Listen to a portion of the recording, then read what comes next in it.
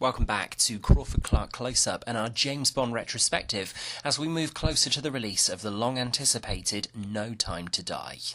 Following three successful 90s Bond adventures, each film proving more popular than its predecessor, producers Barbara Broccoli and Michael G. Wilson were in high spirits as pre-production began on the film being referred to during its conception as Bond 20. The film was heading for a November 2002 release to mark the series' 40th anniversary on the silver screen. Many drafts of the screenplay were laboured over by returning screenwriters Neil Purvis and Robert Wade, fresh off their work on The World Is Not Enough, so much so that an early iteration of the story brought back the character Wei Lin, who'd proved a hit with audiences in Tomorrow Never Dies, as Bond would be spending some time back in the East in his next adventure.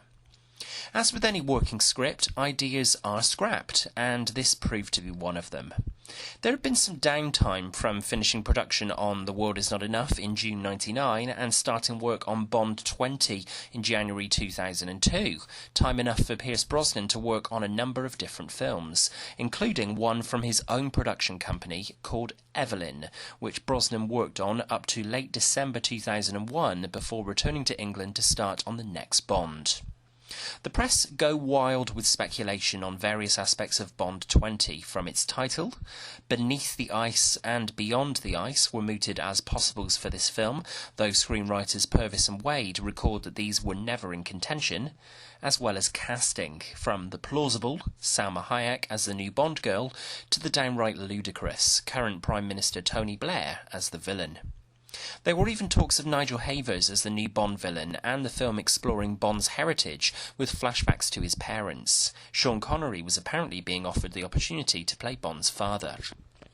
To bring things back to fact, the cogs started really moving on the 20th Bond when New Zealand-born director of Once Were Warriors, Lee Tamahori, was announced as the man who'd be in charge of bringing Bond back to the screen for its anniversary film. Brosnan was particularly keen to work with Tamahori as he felt that he would bring the grittiness and gravitas to proceedings that some of the more recent Bonds had lacked. Furthered Brosnan, Lee's a good man for this. It's a reality-based, character-driven piece, and he's hungry for it. He has an edge to him. It's like Martin Campbell. They're not dissimilar. Both New Zealanders, and both have that kind of ferocious appetite for film.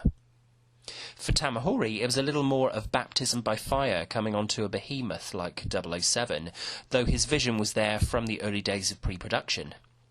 I was given a script like a secret agent, for your eyes only, it said on the cover. The first page read, 3 men in night vision goggles with body armour and camouflage suits surf in on the largest waves in the world to the Korean coast. I thought, God, this is fantastic. I've got to make this movie. With pre-production commencing in August 2001, recce teams travelled to Iceland, Amsterdam, the Caribbean and the Eden Project in Cornwall to scout the best locations for the new Bond. On September 11, 2001, the terrorist attacks in the US meant all international flights were cancelled, so a planned location scout to the Far East had to be postponed. For producers Broccoli and Wilson, the advent of 9/11 could have made the Bond creatives take proceedings more seriously, but perhaps they felt that fans now craved, perhaps more than ever before, a lighter, larger-than-life Bond, rather than one with any particular political message. Within a matter of days before principal photography began on the film in January 2002, the title of the film is still to be decided. At the film's press conference to introduce the new cast, Brosnan even quipped that if anyone has an idea for a title, to let them know. The first scenes in the can, shot on Pinewood's B stage, were set in Moneypenny and M's offices at MI6 and on the virtual reality shooting range where Bond battles a team of soldiers attacking the building. Later that week, the scenes featuring Q's underground workshop were also shot. In mid-January, Aldershot in the UK doubles for North Korea for Colonel Moon's HQ in the explosive pre-title sequence. The film finally gets its title through a press release announced on March the 12th, 2002. The film will be called Die Another Day. Producer Michael G. Wilson explained, "Those who run away live to die another day." Like many Bond titles, it's a play on an old phrase. That's what Ian Fleming did. It was one of the devices that he used very often. The film proper opens with a now commonplace gun barrel complete with 3D bullet gimmick thrown in for good measure to alert fans that this film is going to take Bond to extreme places from the very start. Though fans weren't aware at the time, Die Another Day's gun barrel opening would be the last traditional Bond opening for 13 years until Daniel Craig's fourth outing, Spectre. For Brosnan, the gun barrel walk and shoot is one of the hardest things on each film to perfect. For the film's commentary, he remarked that he'd like to reshoot the walk and fire as the same pose was used for all 4 of his outings as Bond. The pre-titles opens with a sight we've never seen before, Bond and other agents surfing into their mission. The sequence was one of the first things shot on the film. Australian surfer Laird Hamilton and his men rode Jaws in Maui, Hawaii on Christmas Day 2001, and it's an intriguing opening to a Bond if nothing else. Holywell Beach in Cornwall in the UK doubled for the Puchong coast in North Korea when Bond and his help come ashore and disable the security. Little bit of trivia for Bond fact fans now. When Bond removes the real Van Beek's sunglasses before taking his place, these were in fact Brosnan's own sunglasses he decided to wear for the shot. Another superb set from production designer Peter Lamont is the demilitarized zone for Colonel Tan Sun Moon's base in North Korea, which was recreated on the Pinewood backlots. Brosnan recalled how logistically difficult it was to try and commandeer a hovercraft, remarking that it was akin to driving a bar of soap. Brosnan also brought his 5-year-old son to the set to watch him in action, but amidst all the explosions and gunfire, all his son was worried about was whether the cars were okay.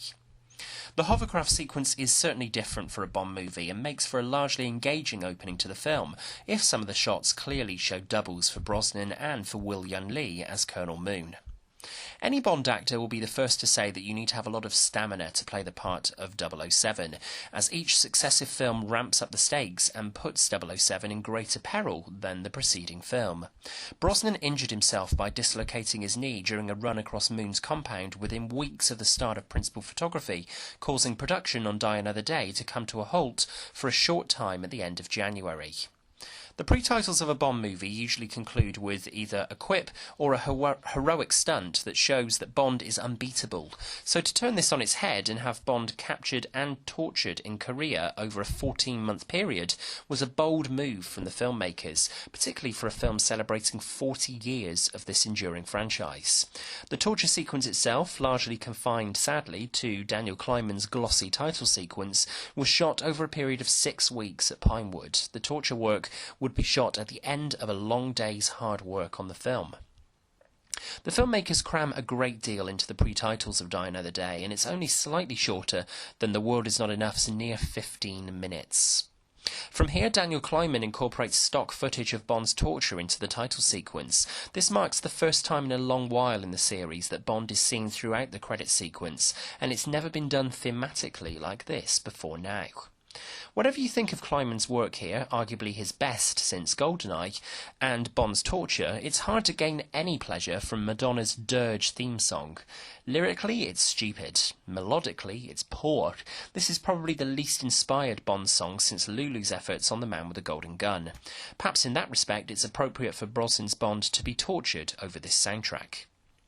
Let's talk the music of Bond. For the last 2 films, composer David Arnold has brought the Bond sound into the 90s, giving it a lively update whilst remaining true to the spirit of John Barry's early work. With Die Another Day, Arnold throws everything at the score to the point where, sadly, it's a little too erratic for its own good. That being said, I'll take a bombastic, experimental use of the classic Bond themes from an enthusiastic Bond composer over Thomas Newman, who was clearly too cautious about using any element at all of Barry and Monty Norman's original orchestration. Much as Roger Moore can often be referred to as the Marmite Bond, so too Pierce Brosnan can be painted in the same lights. It seems to be more the quality of Brosnan's Bond movies as a whole rather than the actor's capability as Bond that's questionable. Had Brosnan been given grittier stories to sink his teeth into, a la Tim's Licence to Kill, he could have really pulled off the harder edge of Fleming's protagonist. Instead, the Bond movies were showcasing technological advancements and the powers of CGI more than anything else during Brosnan's Stephen's tenure in the role. The emphasis was on spectacle, not character development. With all that said, and to prove a point, Brosnan gives another solid turn as Bond and actually gets to play different sides to the fallible character fourth time around. As Michael Wilson attests, I think Pierce has the charisma and polish of James Bond. He also has a vulnerability that he can play without appearing weak, and that gives us the opportunity to try out different stories.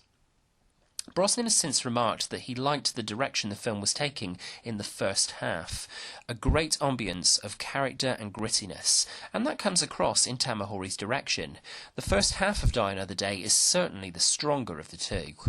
For Brosnan, the challenge in playing 007 was always in making the character feel real and authentic, without the influence of Connery or Moore playing on his mind. There are men like Bond out there, agents putting their lives on the line for Queen and country, though of course not on such a grandiose level as Bond.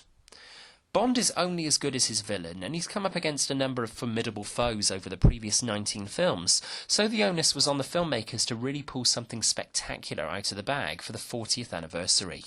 Whilst Toby Stephens' Gustav Graves isn't as cheesy as Tomorrow Never Dies' Elliot Carver, he certainly finds himself scraping the barrel of Bond villainy. The problem is the ludicrous nature of the story in the second half.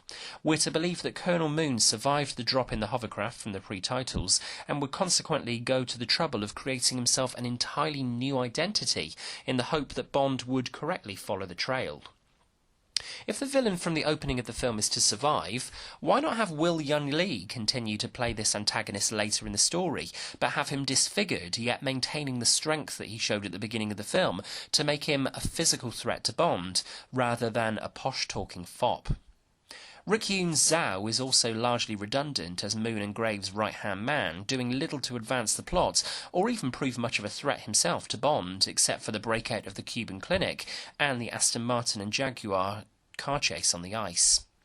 In a way of riffing off the genuinely strong idea of having the main Bond girl, Electra King, be revealed as the villainess in the previous film, we have newcomer Rosamund Pike as double agent Miranda Frost, working both for MI6 and in league with Graves. Miranda was Gala Brand in the early versions of the script, a character name lifted from Fleming's third Bond novel Moonraker, but this was changed. She's certainly the strongest villainous link of the film, and one of the more fleshed characters in the story. Talking of the girls of the Bond series, the beautiful Halle Berry becomes Bond's female counterpart in Die Another Day, Jacinta Jinx Johnson. It all sounds so promising, Berry emerging from the waves in the film's most deliberate nod to the past, evoking Honey Rider and Dr. No, and the beautiful figure Halle Berry cuts, yet every time that the character opens her mouth we're given a deluge of insultingly bad dialogue. The character could have been really interesting and enigmatic, a la Miranda Frost, but she's so in your face that it becomes embarrassing, which is a great shame, given that Berry is a good actress and would win her Best Actress Oscar for her work on Monsters Ball whilst working on Bond. Interestingly, Brosnan and Berry do have good chemistry together on screen as the film progresses, to the point where you can see that Bond is genuinely concerned for Jinx when he rescues her from the melting ice palace and tries to revive her. We also have the most risque sex scene in the series between Berry and Brosnan in the hotel room in Cuba, as we're subjected to more corny dialogue. "Are you always this frisky? I've been missing the touch of a good woman. Who says I'm good?" Berry gets the job done as Jinx, but she could have been far more than simply one of Bond's serviceable leading ladies. The MI6 crew are all solid as always, 20th time around. Judi Dench and Pierce Brosnan have great chemistry together as Bond and Superior, as M reprimands Bond following his trading back to the British at the start of the film, before gradually coming to realise that her agent has become useful again. The virtual reality sequence that Bond is playing at MI6 was a great idea for a more impressionable viewer watching back when the film was first released. Now this just comes across as cheesy, like almost everything else in the film. There's something oddly bittersweet about Moneypenny and Bond kissing in her office at the end of the film, however, only for us to discover that Moneypenny is having a go on the virtual reality simulator. The best sequence, though having nowhere near the appeal of Brosnan's interactions with the late Desmond Llewellyn, is Bond given his new watch and invisible Aston Martin Vanquish in the disused underground station by John Cleese's new Q. Michael Madsen also comes on board the picture to play Jinx's NSA boss Damien Falco in a short role. Falco was actually originally conceived as a mole working for Graves, which of course would become Miranda Frost. Having slated a number of aspects of Die Another Day, there are some redeeming elements to the film, this largely coming in the form of Peter Lamont's, as always, superb production design, the Ice Palace structure being a clear standout. One of the film's better sequences is the fencing, which bridges the gap between the more realistic first half of the story and the over-the-top second. The sequence which pits Bond against Graves was one of the last sequences shot on the film, beginning in the week commencing June the 24th, 2002. The gene therapy clinic sequence is the first big action sequence after the pre-titles and another solid sequence in the film's first half, which takes its time and leaves a little intrigue as to the true intentions of Jinx as a character, if only for a short while. There are also some less subtle nods to the Bond series littered throughout the film. Some of the highlights include Bond playing with the Thunderball jetpack and Rosa Klebb's knife-tipped shoe, the name of the hotel that a dishevelled Bond checks himself into, the Rubion Royale Hotel, Ruby for the 40th anniversary of the series, Eon for the production company, and Royale as in Fleming's Casino Royale. You also have to listen carefully, but as Bond stops his heart, then revives himself in the hospital on the ship, we get to hear the bleeps from the very opening of Dr. No's gun barrel sequence. Also, in a blink and you'll miss it cameo, Roger Moore's daughter Deborah plays the air stewardess delivering Bond's vodka martini as he returns to the UK. Despite Die Another Day having some solid action set pieces and an intriguing first half, the film is let down by a ridiculous second act and finale that almost entirely destroys the Bond franchise. Madonna's cameo at the opening of the fencing sequence and her song are almost forgivable against the CGI tsunami. The sequence lasts 36 seconds in total, but could have almost spelt the end of the screen Bond. For a series that prides itself on doing everything for real and making the action look as authentic as possible, this was a step too far, and just one of the reasons why the producers needed to seriously rethink the frivolous direction the series was going in at this point. With more realistic action movies like the Bourne series releasing in the early 2000s, Bond was beginning to look like a geriatric. More CGI is at work on the film's finale, aboard the Antonov, most notably Bond and Jinx's disembarking from the tail of the plane in a helicopter to what would surely be certain death were anyone but Bond behind the controls. The painful truth is that Bond was becoming a Superman, riding CGI waves, falling out the back of planes. This was the same excess territory that Moonraker had strayed into some 20 years earlier, only more so. It would mean that the next film would have to be a for your eyes only, revitalising the series and bringing Bond back to reality. Principal photography on Die Another Day wrapped in early July 2002, with Brosnan's last day of shooting as 007 being a reshoot of a shot from the pre-titles, a close-up of Bond looking at Zhao as Zhao introduces himself. Die Another Day was hyped like almost no other Bond film before it. Trailers, TV spots, posters emphasised that this was the biggest and best Bond to date, and my 15-year-old self was well prepared to sit down with my family to watch those white circles shoot across the screen and open up to reveal the best Bond film yet.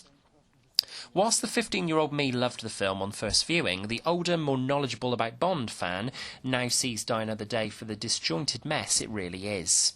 The 40th anniversary movie should have been a movie to celebrate as a culmination of the best of the series, not an action-oriented mess with poorly executed characters and far too blatant nods back to better films in this long-running franchise. Perhaps one thing that can be said of Die Another Day is that the film does maintain a zippy pace throughout, and often doesn't feel like it's one of the longer films in the series. It's clear that the reception to Bond 20 was positive, whether that was more in hindsight to do with the fact that the film was celebrating a series anniversary, and moreover was following the trajectory of the previous successes of GoldenEye, Tomorrow Never Dies and The World Is Not Enough, is anybody's guess, but more telling was the feedback from the film's lavish premiere, held in London on November 18th, 2002. Former Bond George Lazenby remarked that the film is made for young folk. It's loud, full of action, and doesn't give you a rest. It's one bang after another. Roger Moore was also in attendance at the Die Another Day premiere, his first since he attended the premiere for his his last Bond outing, A View to a Kill, in 1985. The New York Times were quick to proclaim that the film was the best Bond since The Spy Who Loved Me, and the opening weekend gross of the film in the US was $47 million, revealing that the movie-going public and the critics were continuing to flock to Bond 40 years on. Before Daniel Craig became the first billion-dollar Bond, Die Another Day would easily become the highest-grossing film in the series, which of course made it that much harder for producers Broccoli and Wilson to make the call to Brosnan, who was looking ahead to a fifth outing in the role, to explain that they needed to re-evaluate the series and were looking at taking the character in a different direction. We'll leave the final words to Pierce Brosnan. It's very hard as the actor to show up for 6 or 7 months and try and have some kind of emotional through line, without it just being about explosions. If you can play Bond and have one classic film, then you're ahead of the game. From Crawford-Clark Close-Up.